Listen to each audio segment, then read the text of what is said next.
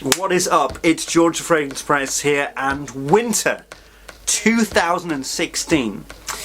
My goodness, I have got quite the list for you. I've got a list and a half, mate, and I'm actually not over-exaggerating, because not only do I have a top 10 winter list, but I've got a top 10 winter list with 5 honourable mentions. I have been beefing up my winter collection this year. I was really excited for it. Past few years, I've actually been more about my summer collection. Summer is like my favourite time of the year for fragrances, but this year, this whole year has been leading up to this list. Yes, I have got some extreme heavy hitters. I've got some rock stars here. Really powerful juice. Now, I was looking back at the last my last top 10, and in that I said, you know, I was not ashamed to say, don't have a lot of money, so I don't really have a lot of niche fragrances, so I still stand by that, but there are going to be some expensive and there are going to be some niche fragrances in here, but it's because, you know, I've been testing a lot, I've saved up a lot of money, and I'm really proud of this list. Now, price isn't everything, and it does not necessarily reflect the quality of the fragrance. That's why I personally prefer not to do designer and niche apart. I'm like, let them fight. This list is a battlefield where fragrances have been fighting for the top #1 spot. So usually my top 10s have a theme, and this year it's actually been about sensuality. It's been about finding some of the sexiest fragrances that I possibly can. I've never really sort of gone for it in that way, but I really wanted to go out and get some really sexy and really attractive fragrances and some really attractive smells. So that is the main theme going into this one. You're going to love it. You're really going to love it. I'm really excited. I'm very proud of this list. Right then, let's get this show on the road. Okay then, so honourable mentions. Fragrances that didn't make the cut. Now, these are good fragrances. I'm happy to mention them in this list, but I must be very clear that these did not make it to the top 10. They nearly did, but they are not part of the official list. Now, some of these are going to shock you, as they did me whilst I was compiling this list. The first one is from the House of Duetto. It is Golden Boy, a really great sweet leather based fragrance, similar kind of to Tuscan leather. The more I wear this, the more I understand that it isn't really. It is its own fragrance, it is its own thing. Excellent for nights out, but did not quite make the cut for this year's list. Second honourable mention is from the House of Giorgio Armani. It's called Mer Imperial. It is from their Privé line. This is really a great Arabian style fragrance. Now, the Middle Eastern note of oud has really taken over the fragrance game in recent years. It's dying out a bit more now, but this is a good alternative to that. It does have a kind of a oud kind of thing, but it's kind of like oud and chocolate. It's really interesting and really cool. I'd give it a go. Now then, this one may surprise a few people, but it also may not. Dior Homme Intense. I've got a review coming out of that straight after this. I'm going to give it some pretty good marks, but it did not make the list. Next honourable mention is Dior Homme. Yes, the original, which I prefer to Dior Homme Intense. I love this stuff. I gave this a review back in the day, gave it stellar marks, absolute 10 out of 10 status. It's one of my favourite fragrances ever, but no, it did not make this year's list. And the final honourable mention, for those of you who have been with me since the very beginning, this really is going to be a shock, and it's going to be big. So this has been in my top 10 winters for a long time. It is one of my favourite fragrances ever. I still would recommend it. It is one of the best night out on the town scents ever. It's from the House of Robert Piguet. It's Petit Fracas. Petit Fracas did not make the cut. So then, let's find out what actually did. There must be some heavy hitting stuff in my list. If these 5 incredible fragrances didn't make it, let's get to it. So here we are, top winter 2016. We're going to start at number 10. It's from the House of Terry Mugler, Angel Men Pure Leather. I reviewed this really recently and I gave it absolutely stellar marks. This thing is built for winter. If you're looking for an absolutely fantastic, brilliant designer, good, well-priced winter fragrance for this year, for this 2016, go get yourself Pure Leather. I'm not going to spend too much time talking about this. I did a very comprehensive review on it. Go watch it. Number 10, Pure Leather. Number 9 is a fragrance from this year, released this year, from the house of Andy Towers, Towerville Vanilla Flash.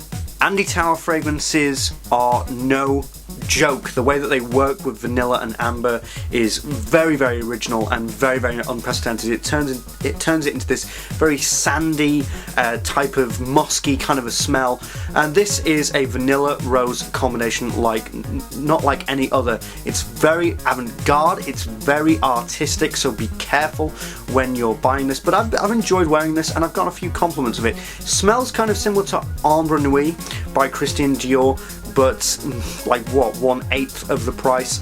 It's an absolutely brilliant fragrance and very, very well priced, so I'd give it a go. This next fragrance is absolutely another level. This is a masterpiece. If you're gonna wear this one, just be careful with it because it is loud, it is crazy, and it is obnoxious, and it freaking loves it. It's from the house of Nasamato. It is Duro. Out of all the fragrances that I have bought this year, this one was the one that I was most excited about getting. This is just something else. It is so creative and so artistic. It can't be in the top 5 because this is very, very challenging. This is a very, very challenging scent. This isn't something that you'd wear like on a date or to be sociable. This is an anti-social fragrance, but I freaking love it. It's a dickhead, right? It's the ultimate bad boy of the fragrance game. When you're wearing this, you feel freaking untouchable. It has a very dangerous kind of allure to it. I can't put it into words how I feel about this, but I absolutely love it. It's one of the most artistically and beautifully crafted fragrances ever. I should probably do a review on this. 7th spot. Number 7 is going to potentially be a bit left field for a few people, but this one to me, I love it. I'm going to be doing a review on it. It is the gothic graveyard of the fragrance game. It is Tom Ford's Noir.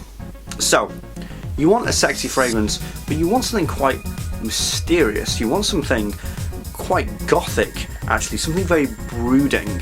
Tom Ford Noir is perfect for that. Noir Extreme, its flanker came out, but I didn't like it actually because I felt as though it kind of took away from the mystique of this fragrance. This has a real gothic, foggy evening mystique and personality to it. I love it. I've just shot a review of it today that I'm going to be putting up in the next few days, but I really have a very strong opinion on this, and I've been wearing this quite a lot. Amazing fragrance, Tom Ford's Noir. Number 6 is the fragrance that overtook Petit Fracas. This is my new night out, going out fragrance. It's from the house of Duetto. It's an oud rose combination. It's called City Love. So look, I'm not the biggest fan of oud and rose. I find it very cyclical, extremely cloying, and very, very mature. I find it to be too mature for me at my age. If you're having a similar problem, you want something, you like the idea of oud and rose together, but you want something a bit younger, you want something a bit sweeter, then City Love is definitely for you. In fact, it is a blind buy for you. This is absolutely stunning. It's very sweet, it has a really great sweetness, but it does have the dryness of the oud in the base. It's really, really great composition. Some people, if they buy this, they might find this a bit too plain, they might find it a bit kind of too streamlined, but for me it absolutely serves my purposes. Projection longevity is stunning, it is absolutely outrageous. Actually pretty much all Duettos I've got fabulous performance, but this is great. This has been my night out, going to events, going to theatre, going to nightclubs, all that kind of stuff. This has been my official fragrance for all of that, so I'd highly recommend that you go check it out. Number 5, my goodness, this one. This was last year's number 1. It is from the House of Tom Ford, from their private collection. It's Tobacco Oud. Number 5, Tobacco Oud. I still do love this a lot. I've still been wearing it, but it's not really been what I've been going for. I've wanted something a bit more sensual, a bit more softer, and this does have a bit of that, does have elements of it, but it really does have quite a harshness with the tobacco. I still think this is a masterpiece. I gave it a great review, which you can go watch, but no, I've not fallen out of love with it. I've just found a few things that are a bit better for my purpose this year. So number 5, Tobacco Oud. Number 4, we're going to start the hype train up. I am absolutely in love with this one. It's from the house of Yves Saint Laurent. It's La Nuit de l'Homme Le Parfum edition. This is why is nobody talking about this? It infuriates me. This is just amazing. This is just, I can't even freaking like go into words how much I love this fragrance. I had a 100ml bottle before, and I just used it up in like 5 months. I just drenched myself in it. It is so sexy. It is so attractive. It is so alluring.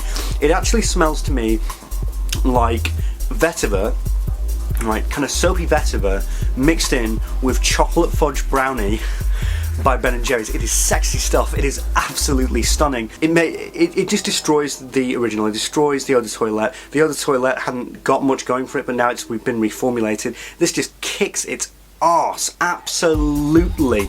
This makes the Eau de Toilette look like freaking child's play, children's games. I would recommend that if you're a fan of the Eau de Toilette, please seek this one out. This is La Nuit de l'Homme, completely grown up, matured, and full of character. I just can't. I freaking love this. So there you go. Number 3 on this list, I've got nothing but pure joy and love connected with this fragrance. I wear it every birthday. On my birthday, this is the only thing that I wear. It's just so personal to me, so important to me. I've been wearing it a lot more recently. It's and this has kind of basically become my signature scent for this winter period. It is from the house of Guerlain. It is L'Instant de Guerlain Eau Extrême. I was ready to punch somebody clear in the face when I heard that this got reformulated and they've changed the bottle and everything. That means I'm going to have to retire this and keep it. I've considered rebuying this version of it, but I don't know. This is really precious to me. I always wear this on my birthday. I started wearing it. I bought this for myself when I was 21 to signify that I was becoming a man. And to me, this is honestly very, very special to me. Patchouli, chocolate, just beautiful. So mature. So in control. So confident. One of the most confident fragrances ever.